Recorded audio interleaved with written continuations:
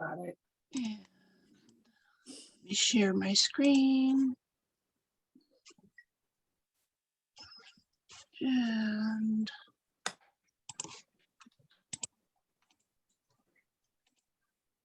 lots of stuff here that you don't need to see.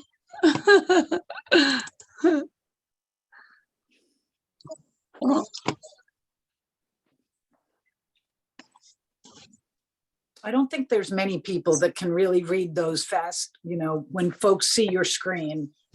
Our eyes aren't good enough. It's too small. Don't worry. We didn't see all your whatever.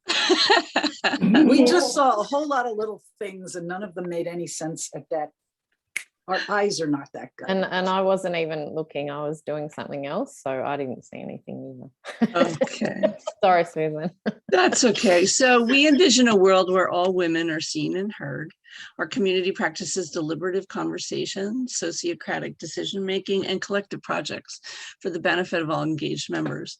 We share wisdom through book clubs, kitchen table talks, free and paid courses, and collaborative work. Our simple rules are to respect all the spaces, be curious, ask questions, support women's agency, and the last rule is actually getting updated this month. We're probably going to change it to be something like seek the infinite possibilities in life. I like that. Yeah. So those are the rules. Welcome to the Garden of Neuro Institute, the host of this meeting. And let me unshare my screen and pass it over to you, Lisa. All right, thank you, Susan. Thank you all for coming here today. I would ask that if you are not on mute, if you would please mute your mic when you're not presenting so that the background noise doesn't carry forward. But welcome to the International Women's Poetry meeting, open mic. We're really happy to have this. This is our first time to try something like this. I welcome you, if you speak a different language or have a different native language, to read your poem in both your native language and in the English language. Even if we don't understand, we can still pick up the emotion and the feeling behind the words. And I absolutely love that. It gives me chill bumps when I hear it. I am actually just I'm assuming that everyone is here to read a poem. So I'm just going to go around the room. And the first person that I see, and welcome back to Jill. So Jill, if you want to come on board, and I don't think we need to do introductions because I think we all know each other. But you're welcome to. Maybe say where you're from and go ahead and read a poem.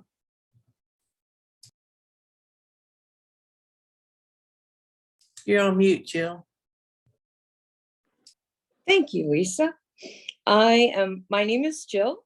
I live in Delaware, USA.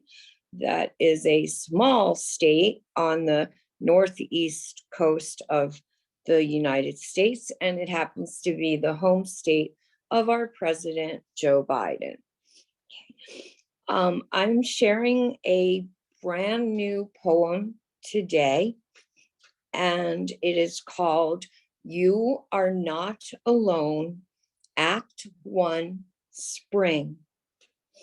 In a large house with hidden closets aplenty, where my precious children once played, you could enjoy hide and peek, turning yourselves invisible during a jolly round of hide and seek. In closets like these, mingled cedar with dainty perfumes, you were Hansel and Gretel, hiding for imaginary reasons. Behind each door stood boxes atop boxes, shoes tagged for each outfit, jewelry, color, heel height, and seasons. You never knew how close you came to all I secured in great secrecy with care, excitement, nostalgia, perhaps a bright tear, a passionate celebration of what you would find, all of it simply awaiting you there. Two little girls, joyous, making games so very merry, seeking refuge from that tall, skinny witch in black shoes, black hose, tall black hat from a fairy tale that promised no good fairies. That is where you shall find them. Thousands upon thousands of my words, penned, locked away, my legacy, a bit lofty a name for what they are, nothing more after all than notes from a mum you can barely recall, written so long ago, your brother was but a babe at my breast. You girls were my dearest of treasures, young swans dancing, silken braids, matching ribbons, all remembered pleasures, a moment of grace, giving thanks for God's best. With each slim volume, before I began to write, I chose a color, a reason, a mood, a season. It mattered not a whit if skies were dark and gray, where pears drooped on branches heavy with fruit, those violet blossoms crystallized, trapped in amber like butterflies. When that glorious season permeated my being, I reached with both hands for pinks, pencils, charcoal sticks, paints and pens, pinks, peonies, lilacs, champagne, blankets, roses, so very much more. Pinks for the daughters I shall forever adore. For your very own daughters, the little girls you named for me. Who could imagine such a joy, a thing a heart can almost touch, but still can never see? Spring's book must come first. Oh, I so hope it will be that way for you. Brave, brilliant, bold. The palest blush, a palette of pinks of every possible hue. Each crisp, clean, cream linen page with splashes of Schiaparelli and Renoir to honor the imagination that has always soared within you. Thank you. Thank you. Thank you. Nancy. Wow, how do I follow that? That was beautiful, Jill. Thank you. So my name's Nancy Arvizu. I am from Arizona, but right now I am in the beautiful Gum Springs, Virginia, and it is snowing out my window. I'm sharing my poem that I submitted to Lisa's Social Justice Inks. What it is to be awake. I didn't know what I didn't know until I knew what I didn't know, and it made me sick. Where do I begin to make amends for the part I played in the problem? The stories I was taught to believe would be so different if I was born to the house next door. I'm angry at my 7th grade history lesson and the stories written to separate me from my creator and people who do not look like me. while teaching me not to not judge a book by its cover, filled with lies that create fear that becomes hate. Red flags waved in my face. I'm told not to believe my own eyes. Those are flowers. Scolded to be quiet, to not raise my voice. Do not challenge the system designed to keep me silent, something I do not wish to be. Consciousness is defined as awake. Words find their way to my soul and I listen. Enlightenment is the purpose of the journey. Accountability, responsibility, words so different from rights. Consciousness and connection to community is the collective path to change. Love it. Thank you. Lisa. Hello, my name is Lisa Bullion and I live on the Åland Islands, which is an autonomous province of Finland. I have English as my mother language, but I exist in a world, my working world, and outside my door, even in my apartment, I speak Swedish. So I am actually going to read a poem that will be published in a local publication. It's about the women of Åland, of this place, who come from somewhere else. So they're celebrating 100 years, and so they decided to focus on the 10% of the population of women who come from other countries. So I'll read it first to you in Swedish, and then I'll read it to you in English. Igår var jag någon annan, ett fragment, en splittrad själ. Igår var jag immun mot känslor, avdomnad, bekväm, smärtfritt, passiv. Igår valde jag att omfamna ett liv i förändring, en osäker framtid, ett autentiskt liv. Igår valde jag att lyssna på min själ och jag vaknade. So that's Swedish. In English. Yesterday I was someone else, a fractured fragment, a splintered soul. Yesterday I was immune to feeling, comfortably numb, painlessly passive. Yesterday I chose to embrace a life of change, a future uncertain, an authentic life. Yesterday I chose to listen to my soul and I woke.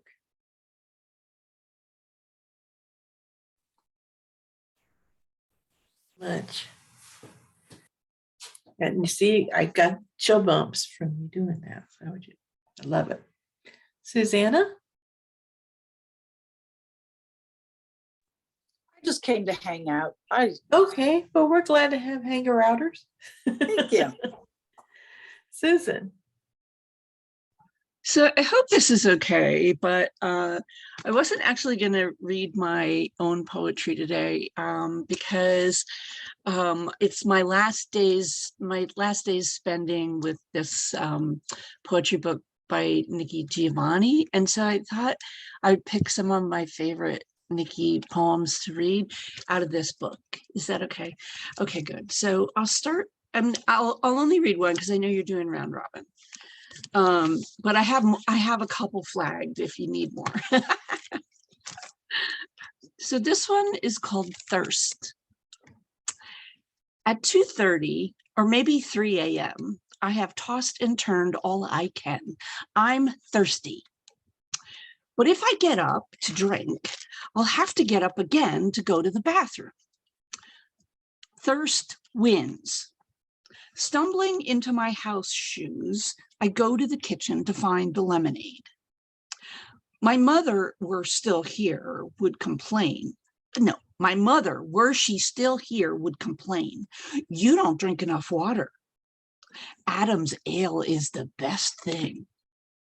But I don't like water. I, like most Americans, take my water with sugar and fruit juices or any other disguise I can find. Leaning over the sink with a bit of real lemonade dripping down my chin, I feel the coolness float into my lungs, and that blessed relief that says thirst has been satisfied.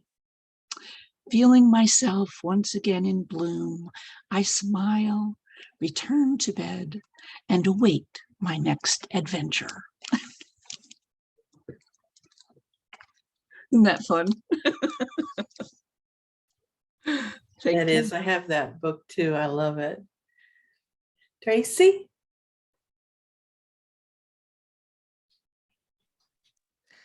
My apologies for getting in late. I don't know what I was doing wrong, but I'm here now. So this is an original poem that I wrote, and it's called Freedom. Soft soul whisperings turning into a roar, proclaiming my power from shore to the shore. Broken bindings fall uselessly onto the floor, staying small in a safe space, not me, nevermore. Run, run with bare feet through the woods to the pyre, my arms filled with items to toss in the fire, twist, turn, watching burn what I do not desire, pores open my heart, thus removing all mire. Inhaling the beauty, no fear of unknowns, exhaling all limits outgrown, soul fully aligned, life fully my own, exposing, expanding, my cover's been blown. No fear in the future I claim. No looking back, it's the first I feel sane. No words for them now, no need to explain. I lost myself once, but not now, no more shame. Walk with intentions so pure. My old life released, search for it, no more. Who I am is finally made sure. Goodbye, old, hello, new. It is you I adore. Lovely. Tracy, where are you from? Sorry, I'm in the US on the East Coast in Ohio.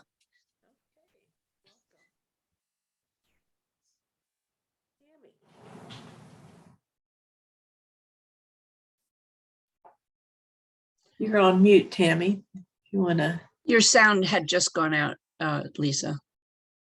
Oh, okay. Tammy?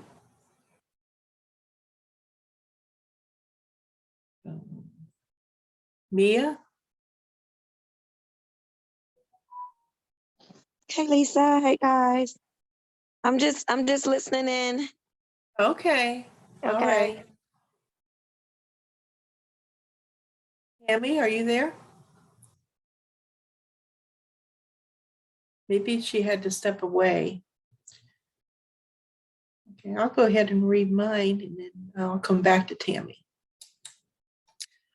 This is called Fireball and Ashes, and I had debated on.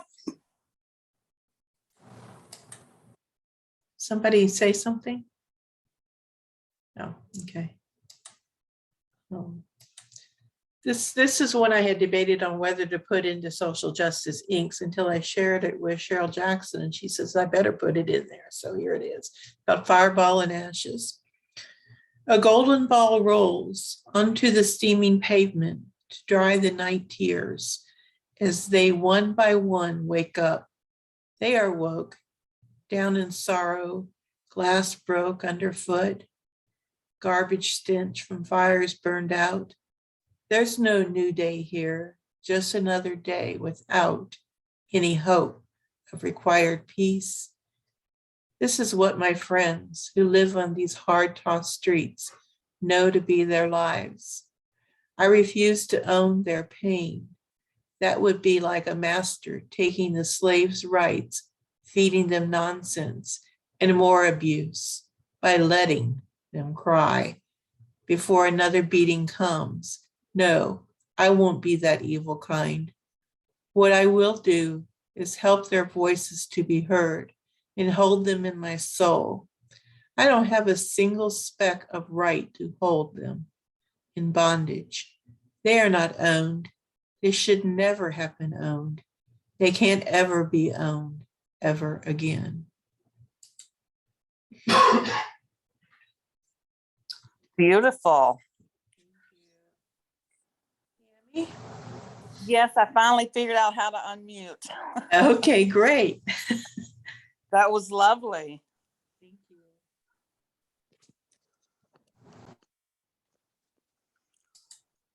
Whenever you're ready, we would love to hear your words. Oh, you want me to read now? Yes, ma'am. Okay. Okay. Sorry for the lack of picture. I literally just woke up. I haven't brushed my hair or anything, and Jill told me to come on in, so I popped on in. Okay. This is a Villanelle. It's called The Pearls of Our Minutes. Make not haste of life's travels before death. Learn true conditions with which you are born. Grace be to those who measure their own breath. Tidings to flowers, earth raging storms breath. Bring forth kinships, family, friends forlorn. Make not haste of life's travels before death. Love for the sake of warm hearts in stone depth. Be still, let flow from you all to all souls torn. Grace be to those who measure their own breath. Sing, spirit, in the void of life's cleft. Fill with inherent light, holy gifts worn. Make not haste of life's travels before death. Be not dismayed by humanity's theft, for it is within failing we restore form. Grace be to those who measure their own breath. Be forever diligent through life's writ. Wanderlust this realm commanding the storm. Make not haste of life's travels before death. Grace be to those who measure their own breath. And that's the end. Thank you, Tammy. Very Tammy, nice. can you tell us what a villanelle is? Is that okay, Lisa? If she explains that. Well, a villanelle, I'm just getting familiar with it myself, but it's a pattern where you repeat the first and last lines throughout the stanzas, and you have to rhyme the third. It's 3 lines for 4 stanzas, and then the 5th stanza is 4 lines, and you have to rhyme the center line all the way through and repeat the first and last line every other stanza. It's kind of complicated. I thought you did a marvelous job. I think we should Thank all you. give her a marvelous clap. Thank you. Thank you so much. Jill, you got another one for us? Did We'll you go see back me? around. Yeah. Oh, okay, I do. Okay. It's called Clarity. I had always secretly scoffed at the notions that a lover's touch could truly cause fair skin to blush. A single kiss could render one silly, sly with desire. Such things found in poems, novels, stories are nothing but well-crafted fiction, or so I thought. I know better now. My skin carries the imprint of your gentle touches. I recall the taste of sweet kisses, pleasure beyond any imagining still sings within my veins, sweeter than any nectar upon the tongue, louder than the fiercest pain. Thank you. You're welcome. Now this looks like Lisa's the next one in my Brady Bunch window. Would you like to read another poem? Sure, and I'm actually going to read a poem from A Safe and Brave Space, our Garden of Neuro publication. And I'm going to read a poem by Joyce Rufus, who is a high school teacher in Australia. And her poem is called Serenity. I look for you in all I do, in sunset and the morning dew, in gentle murmur of the breeze, in swaying passion of the trees. I look for you in all I see, in rolling waves full of glee, in sweet fragrance of a flower, in every moment of every hour. I look for you to cheer me on when I am down and forlorn. I look in gentle sounds and sights all around me, days and nights. And when I find thee, I know how, amidst chaos, the flowering bough bends low to touch the sparkling stream, quiet, calm, unfazed like a dream. Thank you. That was beautiful. Lovely. Yes. Susan, you have another one? Who? You? Me. I was afraid you were going to say that. Yes, I do. Well, Nikki. I absolutely love Nikki Giovanni. She speaks to my soul. So this one is called Even as a Little Girl. Even as a little girl, I loved to dust, especially light bulbs in the bathroom, and polish everything that was silver, knives, forks, spoons, and all the little geegads grandmother was so proud of. I enjoyed ironing too. Grandpa's undershorts had to be creased. And since sheets were all flat, they could be folded and ironed. Now the touch with electric, so they can't be smoothed, and you have to send them out, which can be too expensive.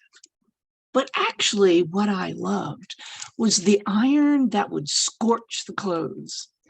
Irons aren't that hot anymore. Feathers don't remove the dust. And mostly, I miss my grandparents who took me in when I was lost.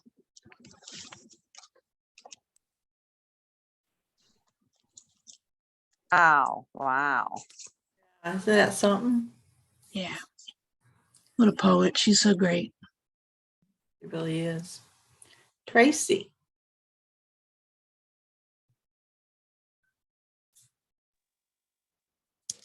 All right, this one is another one of mine. It's called Out of the Box. Afraid and so lost, no me to be found. You came with a cost and I became bound. You closed in with love. I agreed to play small. Shattered dreams from above kept me safe after all.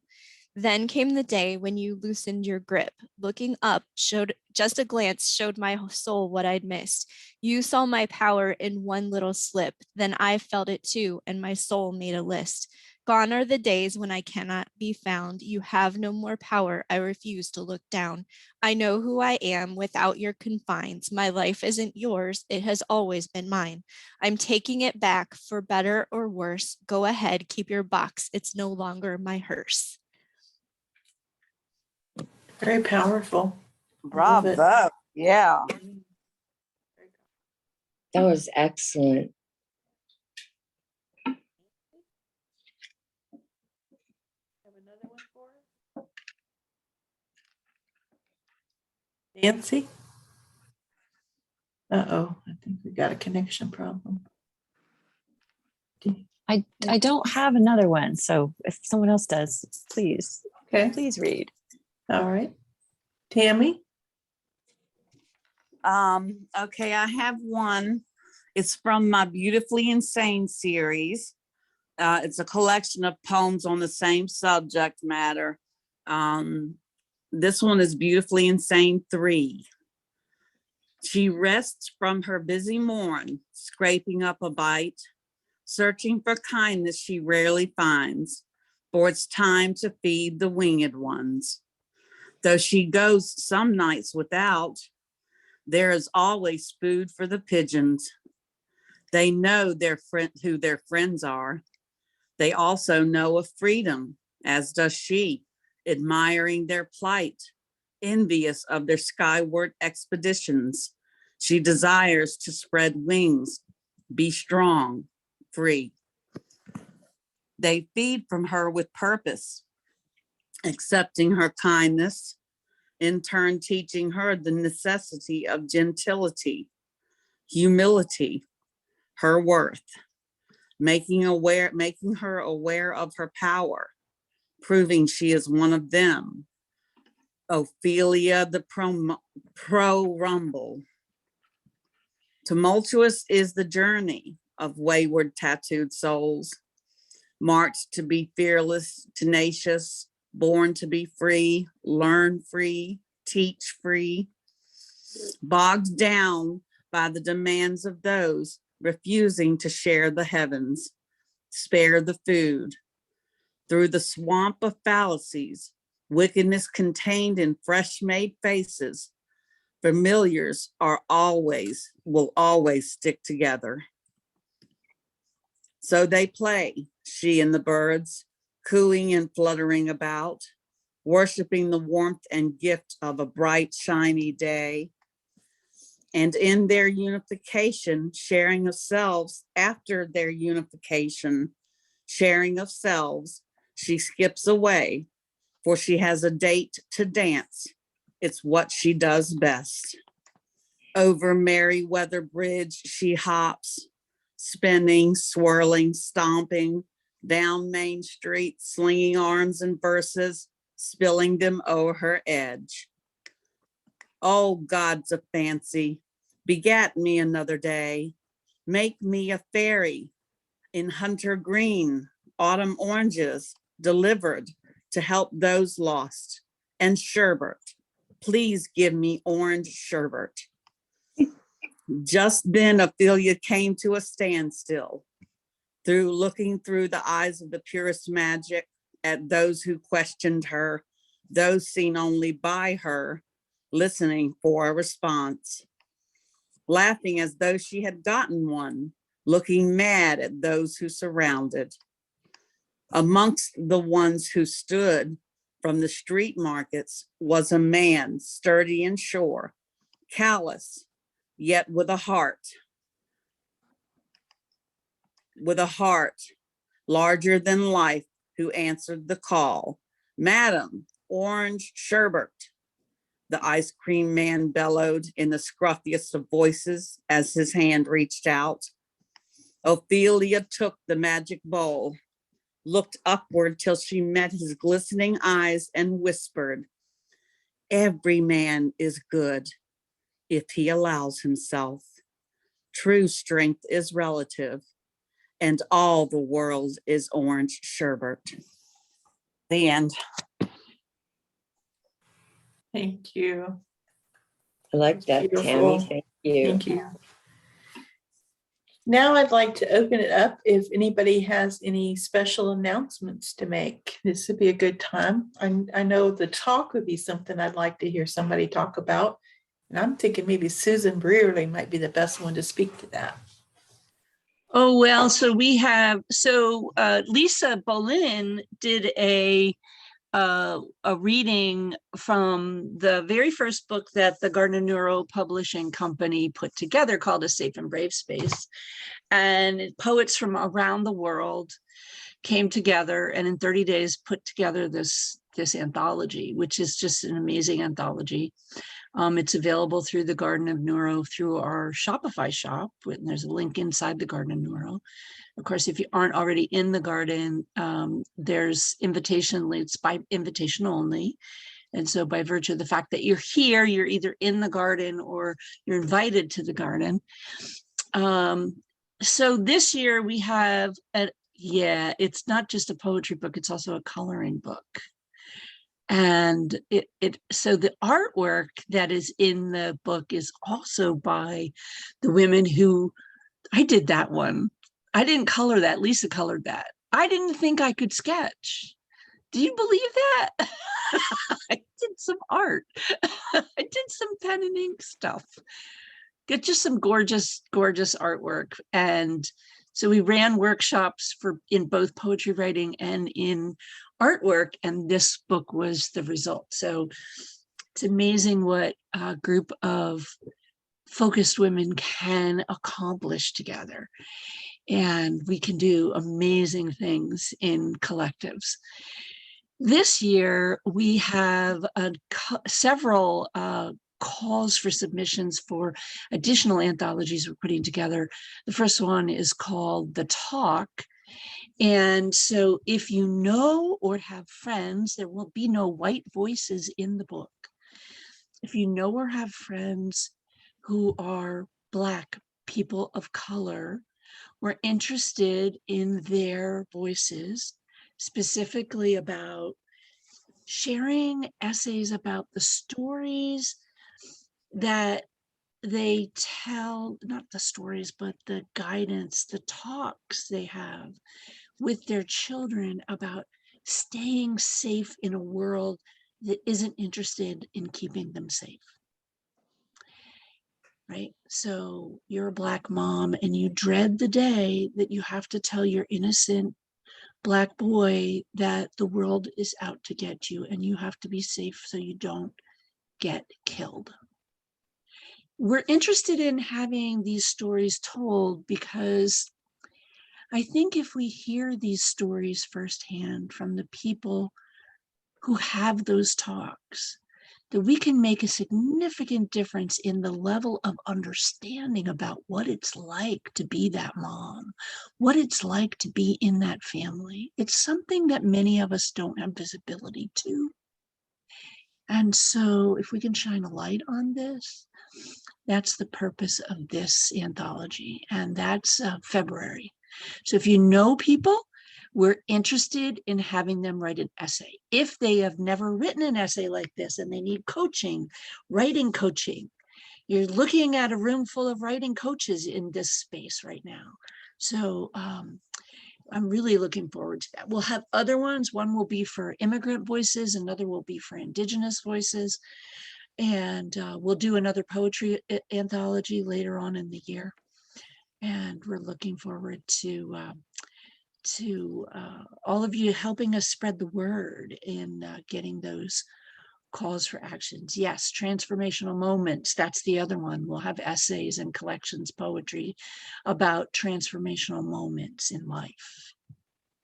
And that one will be an open call for submissions as well. And I guess, and then tomorrow, do you want to do an announcement about tomorrow, Lisa? Bullion? Sure. Tomorrow, there are 2 different times. For those of you who are reading Sapiens, we have a one-man book club, and we'll be meeting for the first time tomorrow. So there are 2 times. If you're in the Women Leaders Read Facebook group, both events are there. Also, if you're in the garden, both events are there as well. So 2 different times because we're global. So we're trying to cater for all time zones. I won't tell you when it is for me because that doesn't mean anything to you, but it's best to to check the garden. I'm not sure if it's on the website, but in the garden or in the Women Leaders Read. So we'll be discussing the first 2 sections of Sapiens following the reading guide. So hopefully we'll see you there.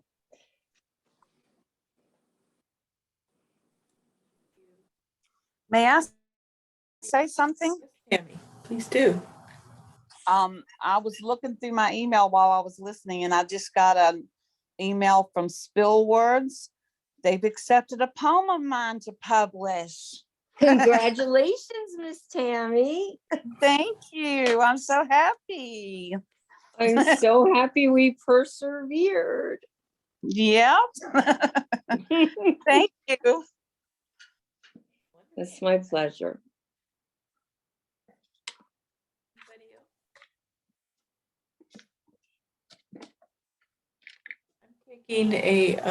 Taking submissions for Caring for Souls.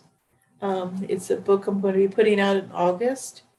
And so it is about if you have been a caregiver for someone or if you have received care from someone. I want to kind of look at the the closeness of those relationships and how one is affected by that. Looking for poetry and essays. It is a paying gig. I do pay $20 for each one that I decide to publish. It's going in the book, which I've been working on for a long time. It's largely my poetry from being a caregiver and having received care as well. And it's going to be a resource, and it's going to be, and this is inspired by the Garden of Neuro Anthology, the Safe and Brave Space. It's going to have coloring pages, and I have an artist commissioned to do that for me. So I'm real excited about that. So if you're interested in submitting, send an email to me at prolificpulse@gmail.com or reach out to me in the garden. Okay, thank you. And well, thank you all so much for coming out today, sharing your poetry, sharing your news. This has been fun. We will have to do this again, maybe in about 6 weeks. We try another one. Good turnout. Thank you all so much. Thank you. Thank you for the invite, Jill. Oh, you're welcome, Tammy. Visit us again. Thanks for reading in Swedish. Yay! Yeah, I realize it's the first time you've ever heard me not speak English. Sort of normal for me. But I was actually wondering if you think in Swedish and English. Yep. And you just go back and forth. Sometimes mid-sentence. That's wild. Yeah, I was teaching German for a while too. I speak German, and I was teaching German, and that really did my head in because I learned German in English, of course, but then I was teaching it in Swedish, so it was like my brain, I was waking up and like I was tired because I was dreaming in 3 languages. It was really quite stressful, so I actually quit that job. I just like, I can't do this, my brain is going to implode. Yeah, that was quite bizarre. The things you do, hey.